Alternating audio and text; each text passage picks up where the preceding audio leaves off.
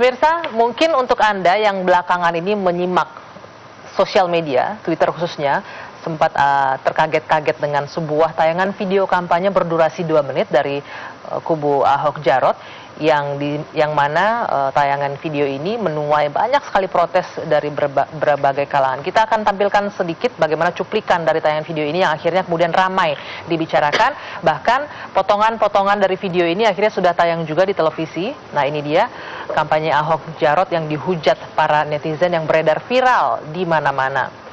Ada tulisan di spanduk yang dicuplik di video ini dengan tulisan yang bisa Anda saksikan, dan juga ada sejumlah pengunjuk rasa identik dengan simbol-simbol agama tertentu, dan juga video kampanye Ahok Jarot ini dianggap melecehkan.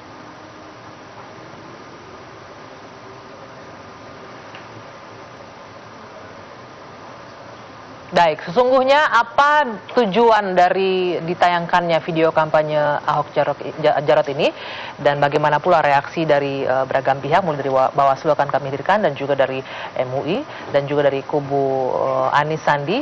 Malam hari ini sudah berada bersama saya, keempat narasumber saya, dan Mbak Ruby Khalifah. Selamat malam Mbak Ruby. Selamat malam. Assalamualaikum warahmatullahi wabarakatuh. Waalaikumsalam. Dari juru bicara tim Baja ya, pemenangan Ahok Jarot, ada Pak M. Jufri dari Bawaslu. Selamat malam. Selamat malam, Mbak. Mas Riza Patria dari kubu Anies Sandi. Selamat malam. Selamat malam. Assalamualaikum warahmatullahi wabarakatuh. Waalaikumsalam warahmatullahi wabarakatuh. Ada Pak Jufri, Pak Fahmi Salim dari MUI. Selamat malam Pak Fahmi. Waalaikumsalam warahmatullahi wabarakatuh. Ya. Nah, saya langsung ke Mbak Ruby terlebih dahulu. Sebenarnya niatnya, pesannya apa sih yang ingin disampaikan dari video berdurasi 2 menit ini?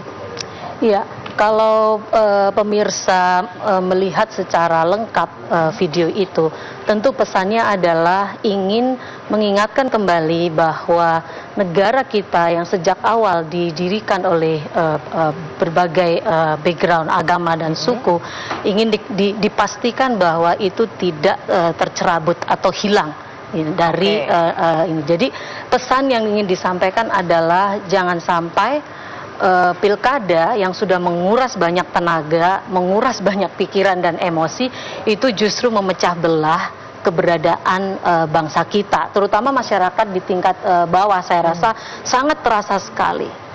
Saya rasa saya perlu memberikan satu contoh, misalnya tentang spanduk yang dipasang di masjid terkait dengan pelarangan penyolatan, dan itu terjadi benar penolakannya gitu ya pada keluarga Ibu Hindun almarhumah.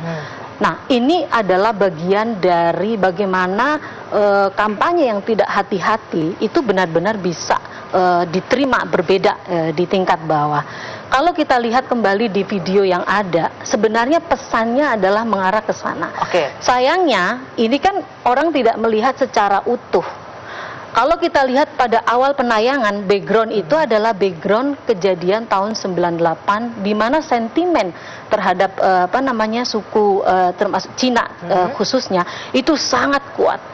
Dan itu dimainkan kembali gitu ya untuk tujuan-tujuan saya konfirmasi lagi. Jadi itu background dari 98. Background tahun 98 kita punya, kemudian beberapa aksi yang simbol-simbol agama juga dipakai. Sebentar, sampai di sana dulu. Itu nyata, maksudnya itu bukan rekayasa, tapi itu fakta yang dikumpulkan saja. Pesannya adalah bahwa agar tidak diterima berbeda begitu ya, tidak menggunakan cara bahwa Bhinneka Tunggal Ika dan keberagaman. Benar nggak pesan itu ditangkap oleh yang menyaksikan, Mas Riza Patria? Paslon nomor 2 selalu kampanye persatuan dan kesatuan, kampanye menjaga kebinekaan, tapi faktanya membuktikan bahwa paslon nomor 2 ini selalu memprovokasi.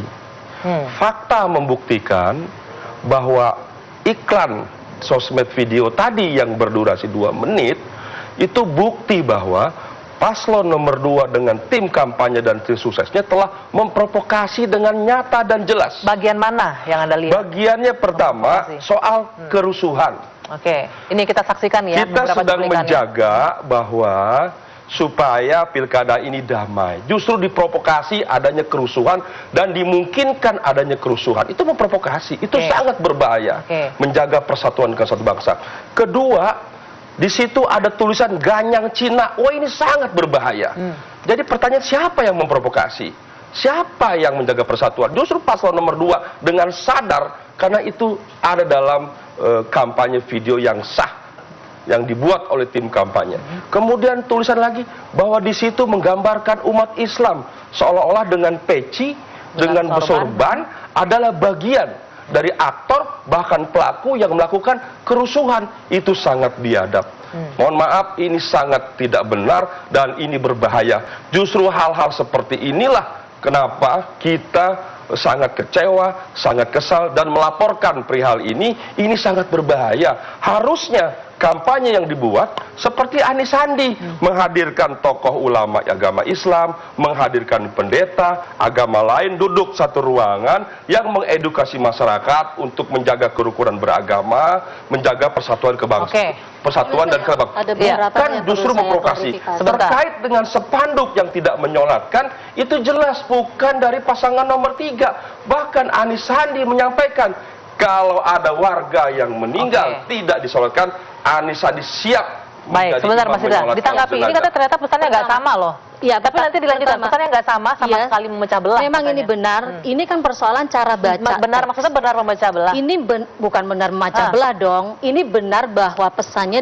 ditangkap seperti itu. Saya ingin meluruskan bahwa kalau kita lihat secara utuh, sebenarnya kalau dilihat secara utuh tidak ada pesan yang menyampaikan pesan yang ditangkap bagaimana seperti dia secara itu. utuh ada tulisan ganyang Cina, orang Itu pakai peci, adalah sebenarnya pakai sorban. Nggak ada kalimat itu. Itu adalah sebuah realitas yang memang kita hadapi. Nggak ada itu. Bahwa pada aksi misalnya 411, 212, betapa banyak kita melihat hate speech di sana ya. Ada mungkin nggak pakai ganyang Cina, tapi ada bahasa-bahasa yang lainnya. Tapi jangan salah, tahun 98 realitas itu memang ada. Inilah justru yang berbahaya, membangunkan kembali kebencian itu. Jangan begitu, salah. Karena ini jangan bawa 98 berbahaya. Bukan seperti itu. Ini mengingatkan bangsa kita bahwa bangsa kita pernah memiliki sebuah sejarah yang saya rasa itu tidak baik. Dan itu terus diulang. Kita lanjutkan nanti. Ini harus diluruskan. Bukan saja persoalan Cina, tapi persoalan politisasi agama itu selalu diulang. Kasus 98 itu bukan ini pilkada. Saya harus tahan sebentar. Kita harus jeda dulu ya. Kita tenang sebentar. Apa kabar Indonesia Malam akan kembali sesaat lagi.